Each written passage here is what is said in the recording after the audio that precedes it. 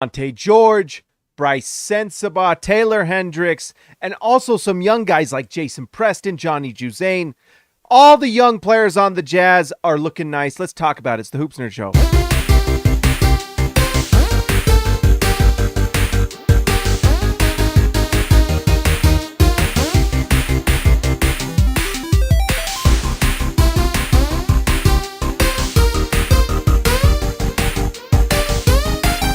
All right, before we get into it, let's talk about our sponsor, PrizePicks. Also, I think I said Johnny Juzang. It's Johnny Juzang. What's wrong with me? Anyways, go to PrizePicks.com, use promo code HoopsNerd. They will match up to $100. Right now is the time, guys, with these younger players playing. You know more than they do about the Jazz. You can go and get some money. It's not too bad. Go to PrizePicks.com, use promo code HoopsNerd. They will match up to $100. It's free money. It's free. Go check it out. You'll have a lot of fun. I know I do. All right, let's talk about the Utah Jazz and the young players that, the Jazz are obviously, let's see, let me pull this down, pull this up, switch this up. All right, here we go. It's very clear the Jazz are not wanting to win a lot of these games, but when you have rookies playing like this, it's hard to lose, especially against a bad team like the Atlanta Hawks. And so we can just go through it here. Obviously, really the impressive player of the game was Keyonte George and what he was doing. The three wasn't falling for him, and he was still really impressive. But let's just see. Atlanta's not very good, and I kind of feel like they're doing the same thing as the Jazz. In fact, let's just see where the Jazz stand before we get into it. With this win, Atlanta now ties with Utah, who've lost 3 in a row. Utah now wins this. If you're looking to get a higher pick for the Jazz, this was not great, but there's still a lot of games left. The Jazz are going to lose a lot of games if you're worried. And if you're not, if you're trying to convey the pick, Utah is only, 2 games back of Houston. So the play to convey is not completely dead. In the Princess Bride, there was mostly dead. He's mostly dead, but not all dead. All right, so we'll see. But the Jazz are hugging that line right there. And I guess if Markkanen comes back, if some of these injuries hold up or end, then they are going to possibly still convey that pick. We'll see. Anyways, it was a fun night for just watching the Jazz young players play, and we saw some nice things from multiple players, including a Jason Preston sighting. But let's talk a little bit about Bryce Sensabaugh. He looked so smooth inside. It's just for some reason he's been on a small drought from 3. He's 0 for 4 from 3 tonight. That's, pretty surprising because we know he can shoot the 3. So mini slump for him from his 3-point shooting, but he goes inside and that little mid-range shot looks pretty automatic. It's really nice. The shot from Bryce Sensabaugh inside. So there's something there to work with. And a lot of those shots are not easy. They're like him driving in, him working his way into the mid-range, and then just knocking it down. I mean, there's a real skill set there. And, Holly on the broadcast, by the way, Holly sometimes, I'll leave it at that. But Bryce, she does okay. But she did talk about how the Jazz want him to be a facilitator, and you could see it a little bit.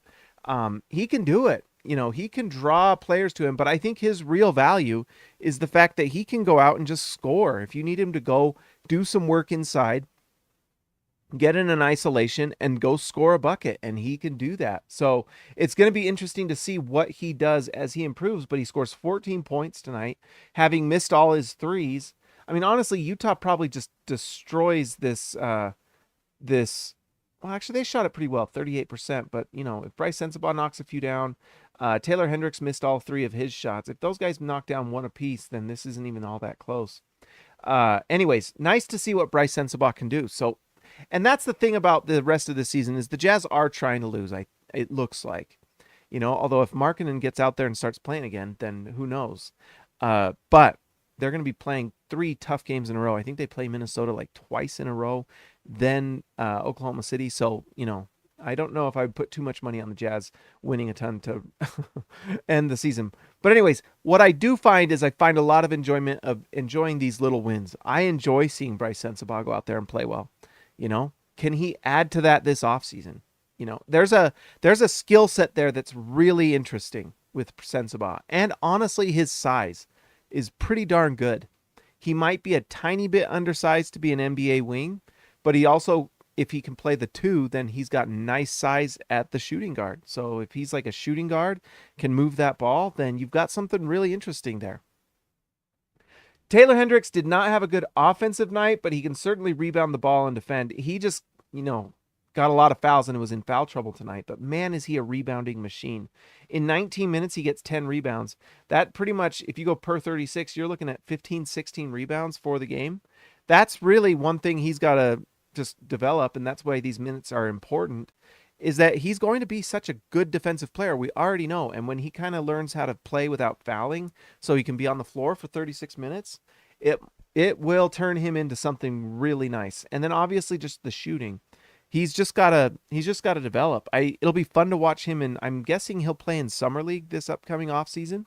So that will be nice to watch and just see what he can do. And I'm sure the Jazz will try to get him doing a lot of different things. But his game is an off-ball game, but it's a game on the defensive end that can be an absolute, game changer. So he's a defensive player that can shoot the three.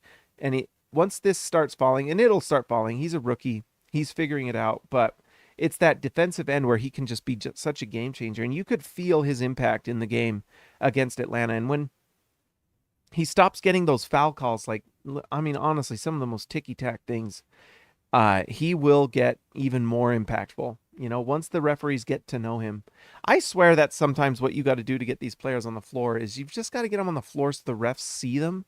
The refs don't respect certain players, which is weird. Like, you should call the game the same no matter who's on the floor. But getting him on the floor and just cycling through every official so they just get used to him. And these referees know who the top players are. So if he gets more minutes, starts really showing out, I wouldn't be surprised if he gets a better whistle. Once again, John Collins looks really nice. Tonight, 18 points, 11 rebounds, 2 assists, 1 block. I mean, he's just really great. 70% from the field. He knocked down both his threes tonight. Just awesome stuff from John Collins. An absolute pro, absolute great. Just a great teammate. I don't know. There's not a lot I have to say about John Collins other than I'm not surprised he's playing well. He goes up against a bad Atlanta Hawks team and plays great. He was really good. What else can you say? You can nitpick some things and you can complain about different elements of his game and whatnot. But John Collins is awesome. And the fact that he goes in and plays center, even though I'm sure he's not the most thrilled to be a center, he might be realizing that that's where he's going to make some bread and butter in this league, and he's doing a nice job at it. Might be the center for next season, too. We'll see. Colin Sexton also had a nice night. Colin Sexton helped, along with Keontae George, that just willed the Jazz to a win tonight. He was knocking down the three for sure. That reverse dunk was crazy. He steals the ball from Jalen Johnson. And when you consider the fact that this was a tie game, that was a game-winning play where he steals the ball from Jalen Johnson, goes up for a reverse dunk. Colin Sexton is incredible. His just lack of care for humanity or what anyone else thinks is amazing, and he's going to go 100 miles an hour. You know who doesn't care about a good draft pick for the Utah Jazz? Colin Sexton does not care. He's out there to win basketball games, and it's fun. But nice night from him. 6 assists. That lob to John Collins was fantastic. And then also 2 steals. Like we said, one of these was that kind of game-winning steal. And 21 points. And one thing about Sexton is he finds a way to be really efficient. 56% from the field, 50% from 3. Just awesome. I don't know. This Jazz team is really interesting. And by the way, can we just mention one thing? And I tweeted about it. Follow me on Twitter if you want to get mad.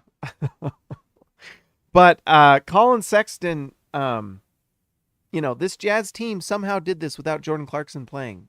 Just so we're clear, this Jazz team won this game with no Jordan Clarkson, and I think that's important to note because the Jazz have actually played pretty well when Jordan Clarkson hasn't played,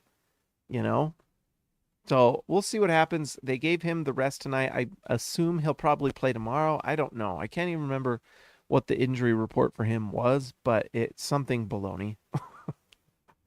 But I don't know if Jordan Clarkson, honestly, in a lot of ways is helping you win games because all this did was put the ball in Keontae George's hands. It put the ball in Colin Sexton's hands.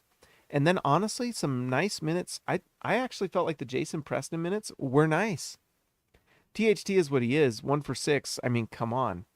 He was really trying to help the cause tonight with the THT. I don't know if there's an I don't know if you guys can come up with something THT that can stand for how to get a better pick. That's how you tank THT.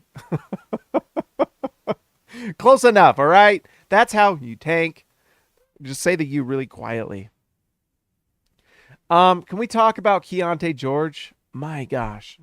You know, the 3-point shot wasn't falling tonight, and he has been absolutely electric from 3.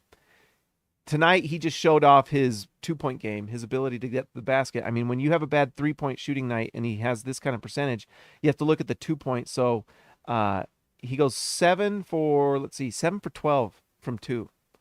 Really great. Really solid. I mean, that's over 50%. That's near 60. It's got to be 60%. Really impressive stuff from Keontae. He showed that handle. He showed an ability to get to the basket. And then we know that he assists the ball. 5 assists tonight, 2 steals. Just really impressive. 4 rebounds for him. He is the point guard of the future. And I talked about this early in the season. There's a lot of videos out there with a lot of comments, with a lot of people maybe not even watching this, so they don't even care. But I tell you what, I care. We're here every night. I'm here every night. And you know, we talked about what was going on with Kelly Olynyk. We talked a lot about what was going with Jordan Clarkson, icing him out, keeping the ball out of his hands. And I told you, and I said, it's going to be really interesting because I think he's going to look awesome. Man, it felt like, it felt a little leap of faith there, but my gosh, I felt like Indiana Jones, all right? And I know this sounds very self-aggrandizing, but if no one's going to do it, I'm going to. But in Raiders of the Lost Ark, or no, not Raiders of the Lost Ark, it's Indiana Jones and the Last Crusade. Last Crusade, the best Indiana Jones film. By the way, if you are not familiar with Indiana Jones, if you only see one, see The Last Crusade. Incredible. It's fantastic. And it's the best one. And by the way, they made it to atone for Temple of Doom, which was not very good. It's like fine, but it's not very good. And so in Last Crusade, they get all the way to the end. And remember how Indiana Jones understands all the different elements, and he has his dad's book, and he gets through the traps at the end, and then there's this giant chasm. And you know what? When he reads the book and it says, you've got to step, only the penitent man shall pass. One of my favorite scenes in any movie ever. And steps that leg out. And that's what it was. When they traded Kelly Olynyk, I was like, you know what? I've read the texts. I know what the Holy Grail's all about. I know the texts. I know the tests, all of them. I've seen them all. And what this tells me is when I stick that leg out and I step down, I'm going to hit solid ground. And that's what happened. Because Keontae George is now getting the ball in his hands and he looks fantastic. He looks fantastic. So Indiana Jones steps on the platform and realizes there's a illusion there and the pathway goes all the way across. He goes across, throws some breadcrumbs or whatever on the way back and goes and finds the Holy Grail. Anyways, that's kind of what it felt like because the Jazz kind of believed in that too and wanted to see what Keontae George has. And they probably felt that same kind of angst. When they're on that edge, you've got to take the training wheels off. Although, in fact, I wouldn't even call them training wheels. I actually felt like Kelly Olynyk and Jordan Clarkson were 100% hindering Keontae George. It was terrible, and they wouldn't get him the ball, and we talked about it, and there were people on Twitter that were talking about Keontae George's bad attitude. Well, guess what? When you have older veterans literally keeping you from getting the ball, and before the season started, we know that Keontae George had a goal.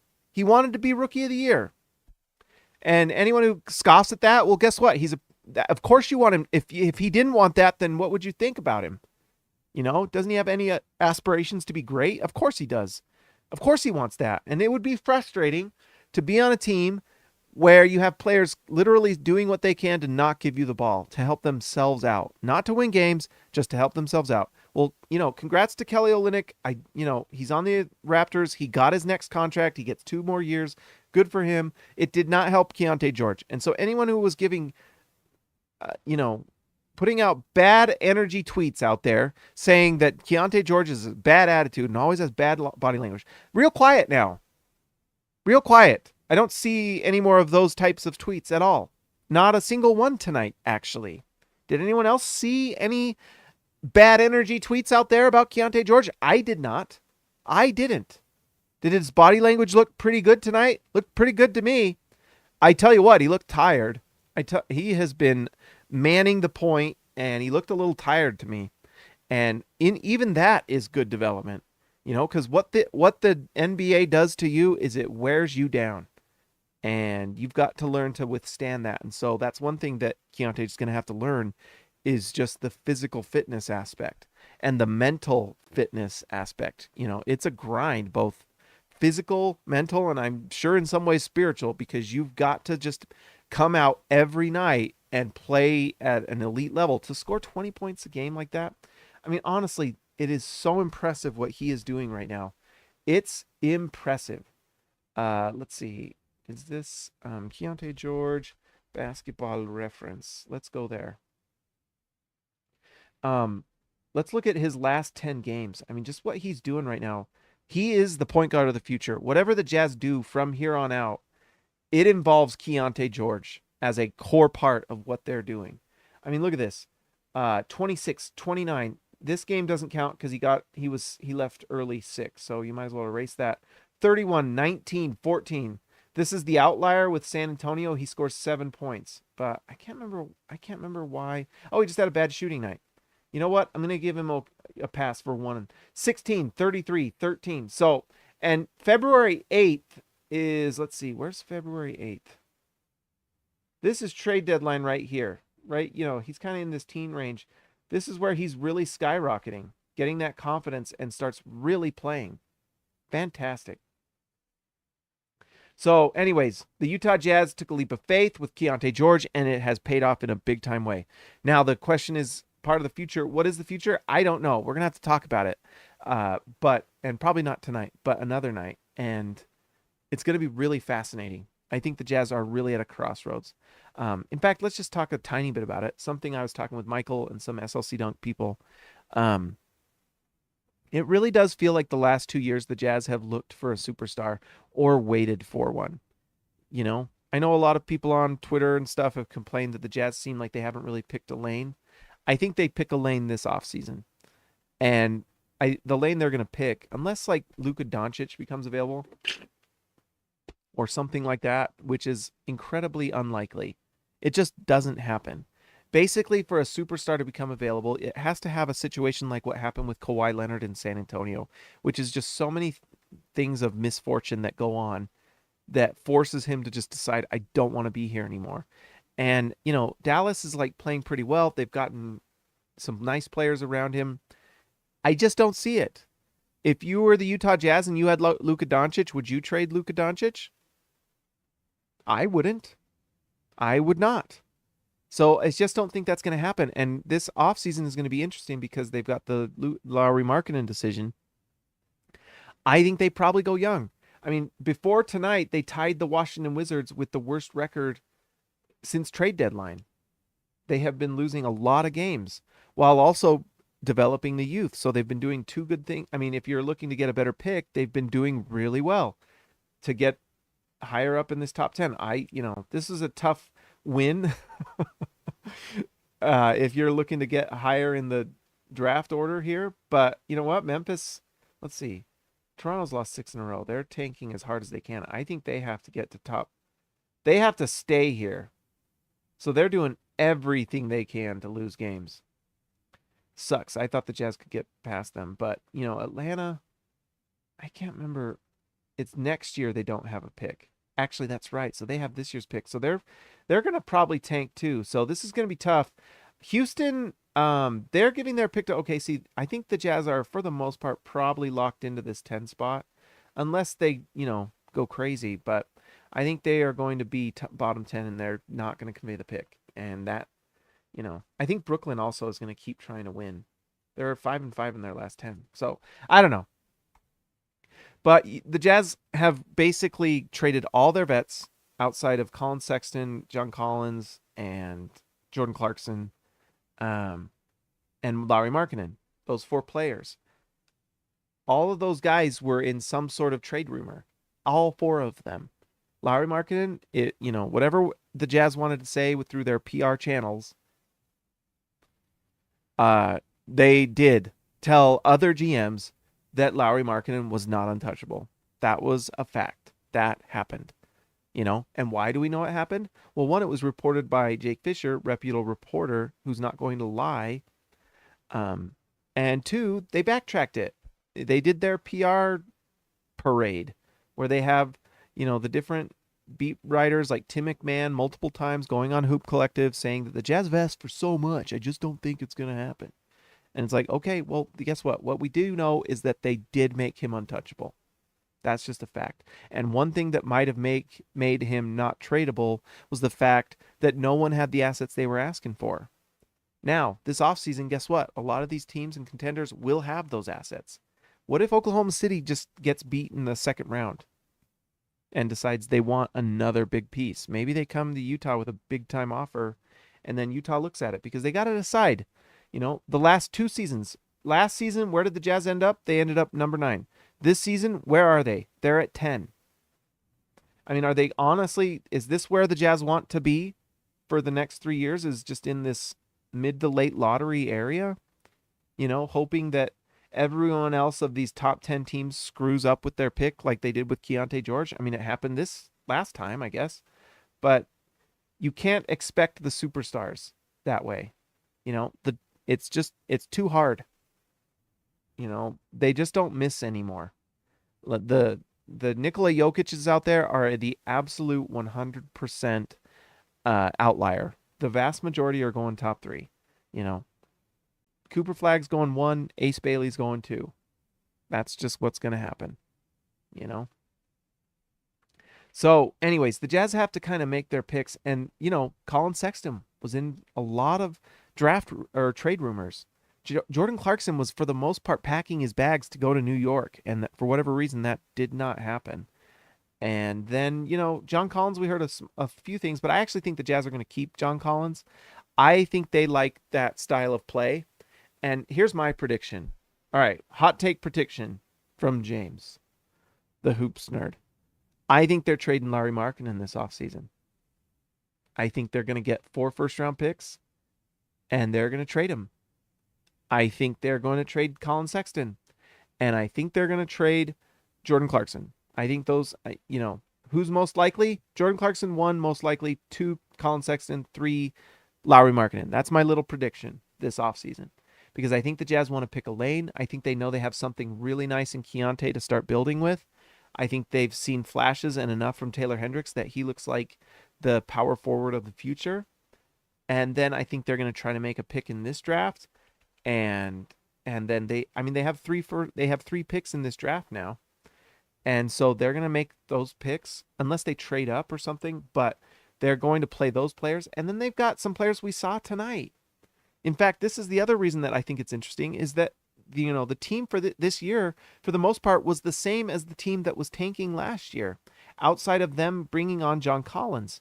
And we've talked about this a lot, but the Jazz very much want a stretch center. That's everything they've done has spoken to that. They tried to get Kristaps Porzingis.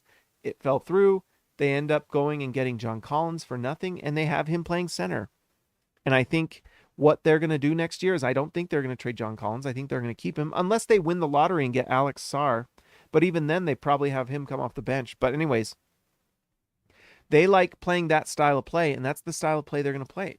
And if they end up with the 10 pick and, Stephon Castle's not there and a few of the guys they like aren't there, then they might go and grab Filipowski. He plays center, 7 foot, and I was talking to Leif Thulin, and he was mentioning that he's not a good rim protector, not a good defensive player in a lot of ways. But I guess we'll see. I don't know. I need to watch some film. But someone like that who can spread the floor at center, they might look at. Tajan Salon, Tajane, I can't remember. I was watching some film. Tajane, I think they say Tajane Salon. Tajane Salon. This guy how does he go to 11 here? Stephon Castle at 10. Look at that. Oh, mama. I know there's some people that aren't big on him, but he's 6'6".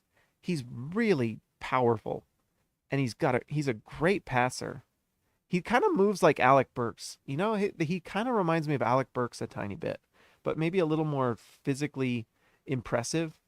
If that 3-point shot goes for him, then he is a very interesting player. Like honestly, and he's got the physical strength and kind of that athleticism to be like a nice defender. I just like Stephon Castle. I like the tools. Now, the thing with all of these guys, it doesn't even really matter. Like honestly, it doesn't matter if they don't have the mentality, they don't have the competitiveness, they don't have the work ethic, and that drive, and honestly a little bit of craziness that drives them to be greater and better and good. That's really the most important thing. And that's when you get that guy that's like, that's why Giannis is crazy. Giannis is a crazy person. He's literally, I mean, he might be crazy. When he's on the floor, all he wants to do is win, and he loses his mind to win a basketball game. And you kind of want that mentality. And so, does Stephon Castle have that? I certainly like him. I certainly like him. I like the size.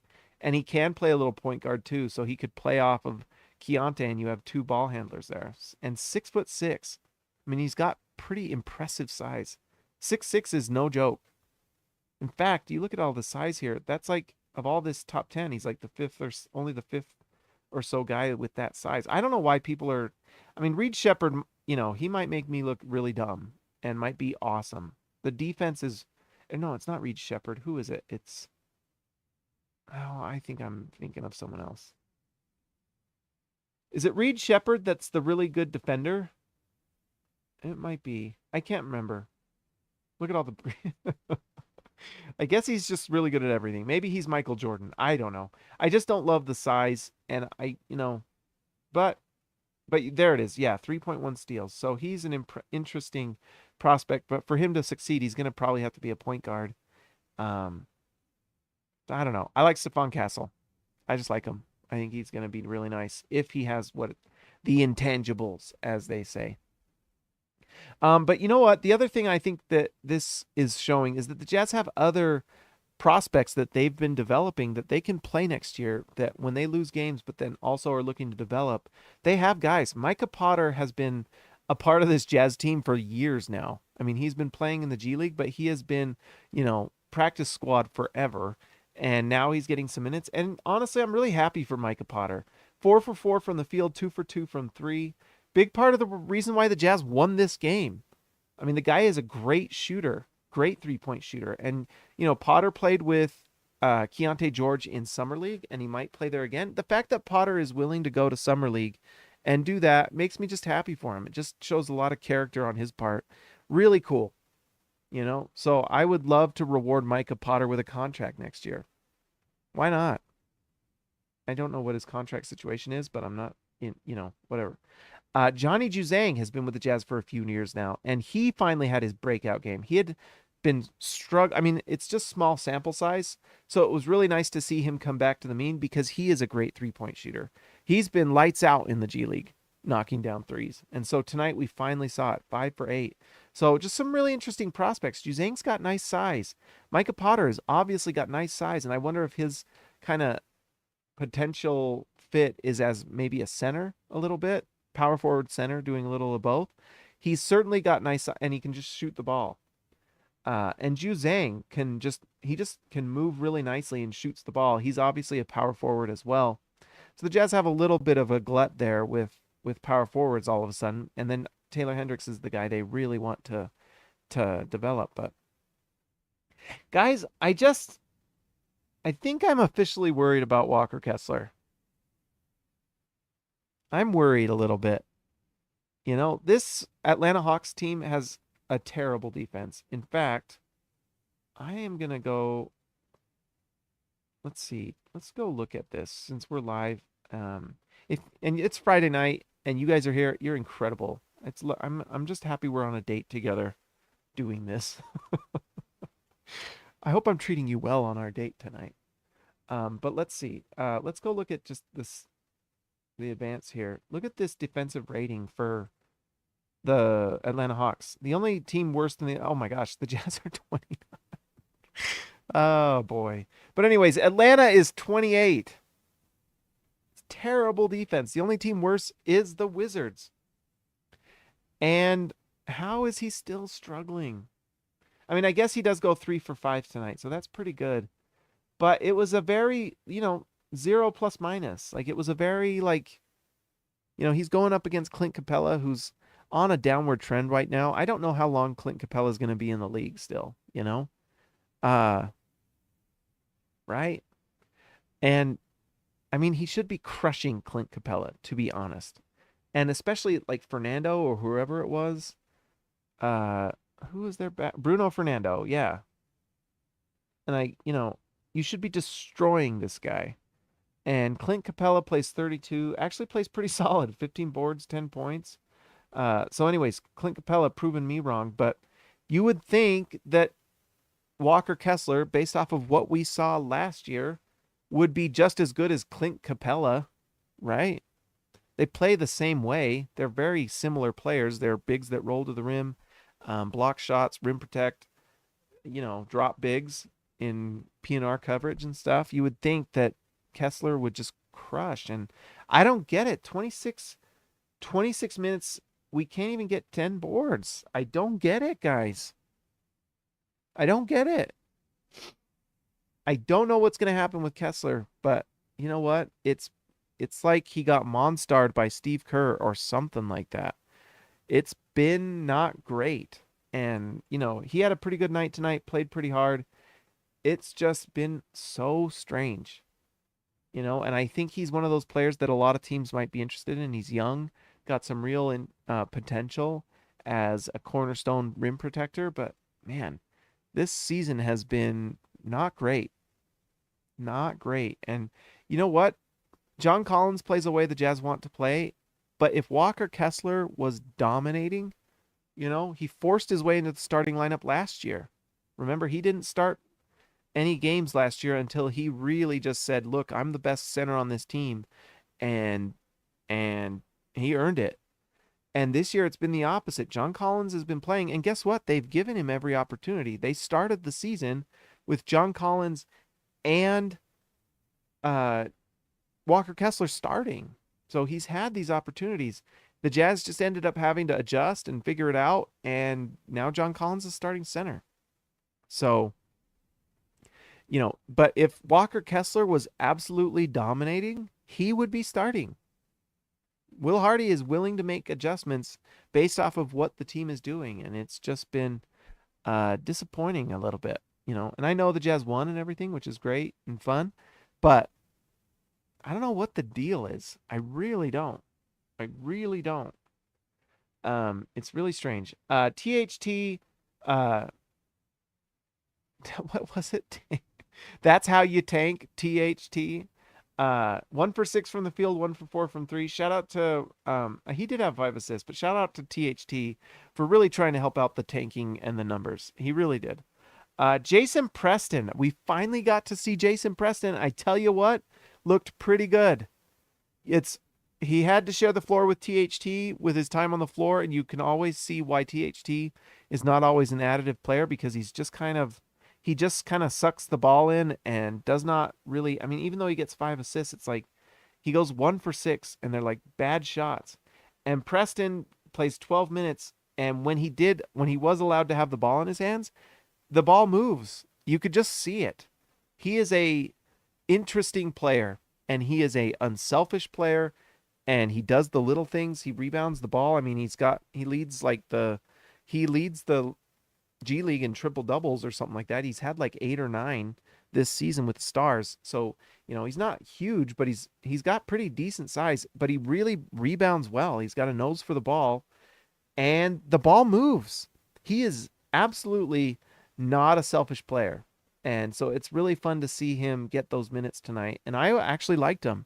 It's just 12 minutes, but you can bet I was watching him like a hawk because I just kind of wanted to see it. And you know what? I liked it.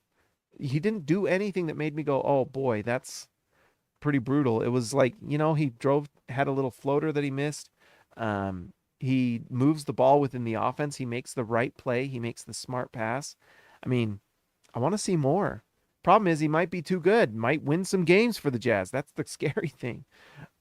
He's just kind of the opposite of Talen Horton-Tucker. He makes the right pass. He makes the simple pass. He makes the simple play, whereas Talen Horton-Tucker, it's like he makes the difficult pass. He makes the layup harder than it needs to be. He'll flip in the air or do a 360, try to lay it in, or do a fadeaway, 20-footer and stuff. And it's just, it's not super effective. Preston's the opposite. He's like looking for the open man. He's rebounding. He's driving to the paint, going anti-ice and going middle and doing what you're supposed to do as a point guard. And then he's finding the open guy. I mean, there's a reason he gets triple doubles. He knows that. He's a good ball player. He knows basketball. He knows ball and he plays well. So it's nice to see. Really nice. No Luka Samanic tonight. They've seen enough. Anyways, I think that's everything. Yeah, did not play. Oh, by the way, we also signed Kenneth Lofton Jr. and Darius Baisley. So who knows? Maybe we see a lot of them next year. That would be. Honestly, Kenneth Lofton to me is so interesting. But can he get on some Ozempic or something, or can someone get him on some keto, something like that? My gosh, that guy has all the talent in the world and can't stop going to McDonald's. And I know the McGriddle's really good. It's really good. I personally am a big McGriddle fan. It's my favorite fast food item. I don't know what you guys can let me know what your favorite. Ann on Twitter today was talking about fast food. Absolutely the McGriddle. Absolutely. Let me know what your favorite fast food item is. But for me, and by the way, I'm a really big fan of the Whopper. Oh mama, my mouth is watering. I love me a Whopper, baby. Especially the Texas Double Whopper. Oh mama. Oh mama. Very good. And then got to give a shout out back to McDonald's. The Big Mac, super good.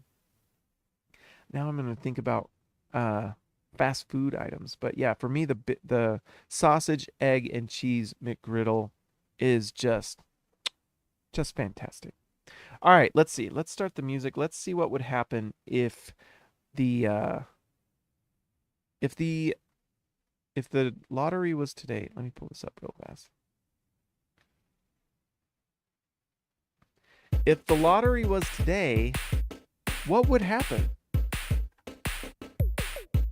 I actually am like rooting for the Jazz to win this because it would be pretty amazing. Even though it doesn't have a superstar, there's no Cooper Flag, there's no AJ DeBonsa or whatever. It's still you get to pick from everybody and get the best guy. I like Cody Williams. I like Sarr. Jacoby Walter's interesting, but I think Stephon Castle I'd prefer, honestly. All right, anyways, the Jazz now fall to 10 in the lottery. Let's see what happens if the draft were today, or the lottery was today. What would happen? Oh, the Jazz stay at 10 and take Stephon Castle. Stephon Castle, baby. Offensive rebounds, blocks, rebounds, turnovers. He doesn't turn the ball over. He's young. He knocks down inside. He's got everything. And defensive win shares. Look at that. It's the physical prowess of Stephon Castle. He kind of does. These are, you know what? Actually, I'm getting even more hyped. These are the things that win you games. Offensive rebounds, that's hustle, baby. Blocks, rebounds the ball from the guard position. Incredible. He's got to improve his three-point shot. What is he, 29%? So that's where his swing skill is. I think that's what Leif Tulin talks about. It's his swing skill. If Stephon Castle can improve his three-point shot, and it's not like an ugly shot, but if he can knock that down, you've got yourself something special. All right, let's give a shout-out to our All-Stars tonight. Ryan Perry. Let's give a shout-out to Ryan Perry, the legend. The Tim Protector Robach. Nathan Butnett Berghardt, the Dirty Jazz Car Wash Channel, Fly Eagles Fly, Platinum Eagles, The Real Deal, Lars Jarvin, and Just Buckets JB, Baby Elliott Matson, Christian House Money DeHaas, The Outlaw Jesse James Nelson, Ezekiel Raicibe, The Man from Down Under, See Ya, Alexa Later, Built Ford Tough, Alexander Tufts, Jorge Arrizaga, Mi Amigo de Abajo, Jordan the Goat Best Roll, Jordan, let's see, GGD, Total Game Domination, Tyson Price, The Price is Right, Austin R. Grant, editor extraordinaire, KG10 to TH5DW to CB, Darren Williams to Carlos Boozer, Patrick Kubo, the connoisseur, and Robert, Hall of Fame. Oh, KG10 to TH5. They left Luka at home. They did. Poor man's Doncic. Thank you for the donation, DW. I appreciate it a lot. Well, guys, if you haven't already, like and subscribe to the channel. Happy Friday. I'll talk to you tomorrow.